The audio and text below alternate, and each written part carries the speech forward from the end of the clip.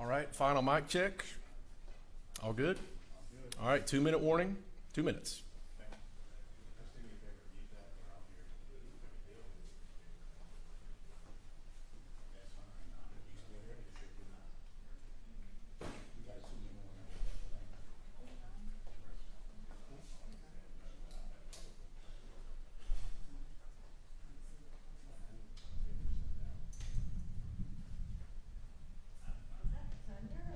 That's my stomach growl. No, I thought actually saw some lightning. I'm gonna drive in. Is that thunder or somebody above us? No, it's thunder. It's a storm. Oh, Lord. I could not have You're very kind, thank you. I knew Lisa would be here, and she was just shot, so I had, Yeah, right. I had it up with a little shirt game.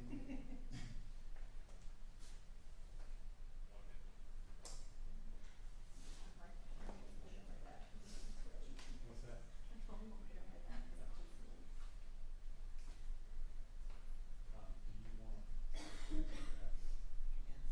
Man, I got the block there, they're gonna strap it on. Yeah, I guess I can do that. Sorry. Just leave it off. We are right in football, so Just leave that off until you get something.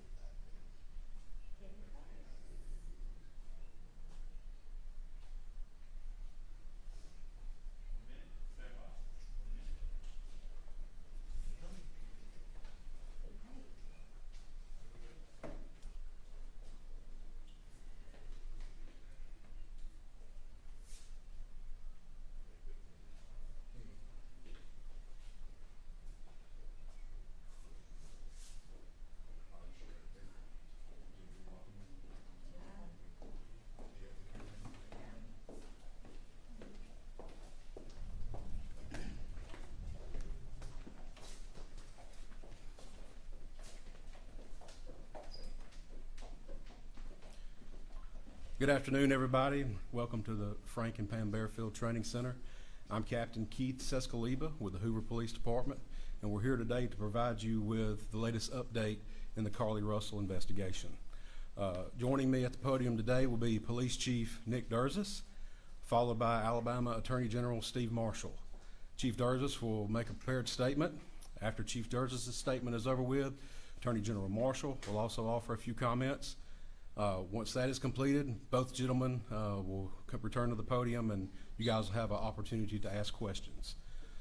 With that, I will turn it over to Chief Durzis. Thank you, Captain. Good afternoon. Earlier today, Hoover Police detectives obtained warrants for the arrest of Carlee Russell through the Hoover Municipal Court for her actions related to faking her kidnapping and subsequently making false statements to detectives as they investigated this case. Her decisions that night created panic and alarm for the citizens of our city and even across the nation as the concern grew that a kidnapper was on the loose using a small child as bait. Numerous law enforcement agencies, both local and federal, began working tirelessly not only to bring Carlee home to her family, but locate a kidnapper that we know now never existed. Many private citizens volunteered their time and energy into looking for a potential kidnapping victim that we know now was never in any danger.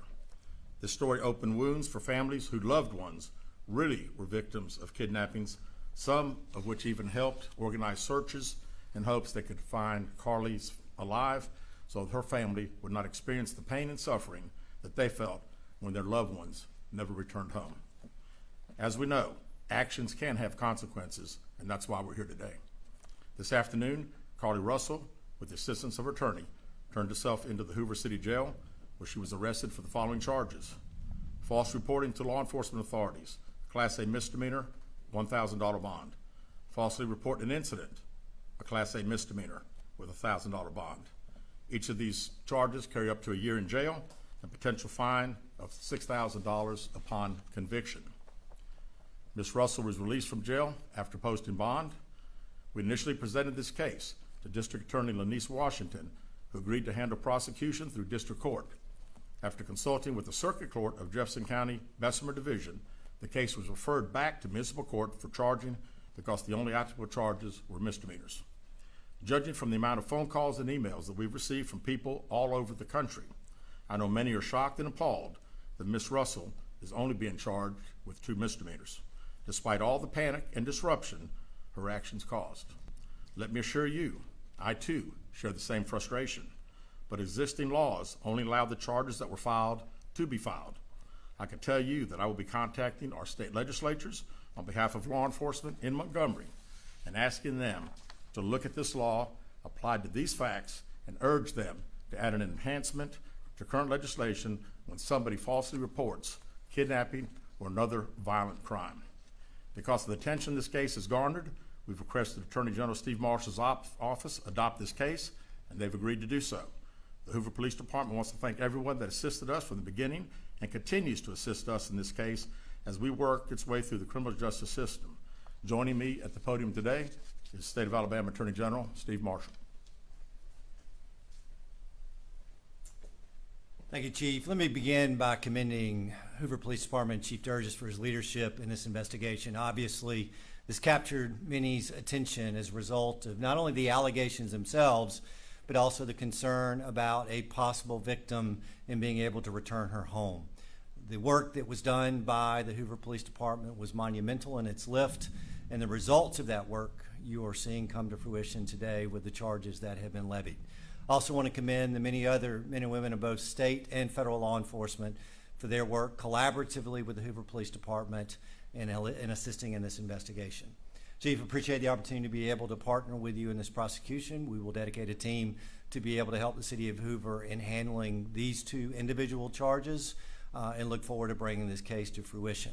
One thing I would add is that we don't see this as a victimless crime. There are significant hours spent, resources expended as a result of this investigation. And not only that, but the many men and women who are civilians that wore those yellow vests on a hot afternoon and evening looking for someone they thought was abducted, trying to be of assistance. We intend to fully prosecute this case and look forward to working with the Hoover Police Department moving forward. We also would tell you that we will continue to monitor this investigation to determine whether or not there are any additional charges that need to be brought, and we'll evaluate those as the facts are presented. Thank you. All right, this time we'll open the floor to questions. If you'll please raise your hand and identify yourself and your affiliation when I call on you. Yeah, David Lamb, CBS 42. This question for Mr. Attorney General.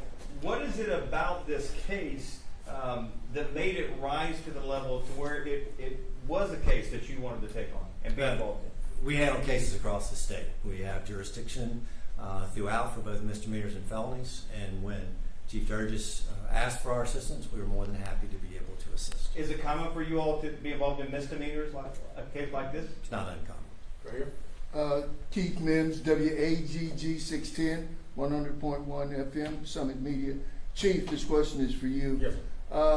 What time was Carlee arrested today with her attorney, and has she made bail? She has. She was processed in our facility within the past hour. Do you expect any charges to be forthcoming with her parents, or is this just all on Carlee at this point? So at this point, and again, I think anything is, all as the Attorney General said, their team will also be searching through our files, and we'll find out what they say.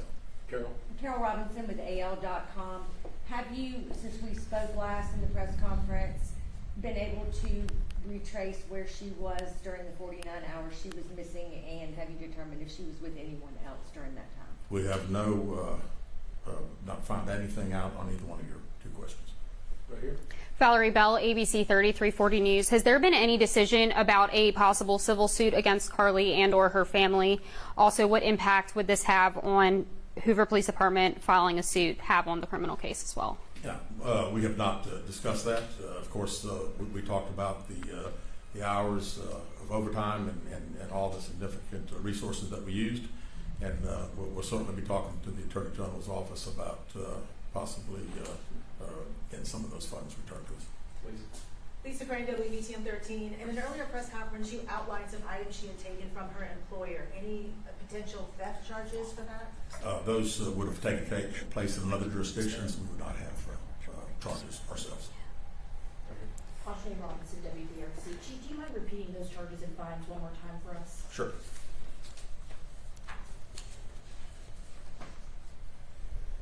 false reporting to law enforcement authorities, Class A misdemeanor with $1,000 bond, falsely reporting an incident, a Class A misdemeanor with a $1,000 bond.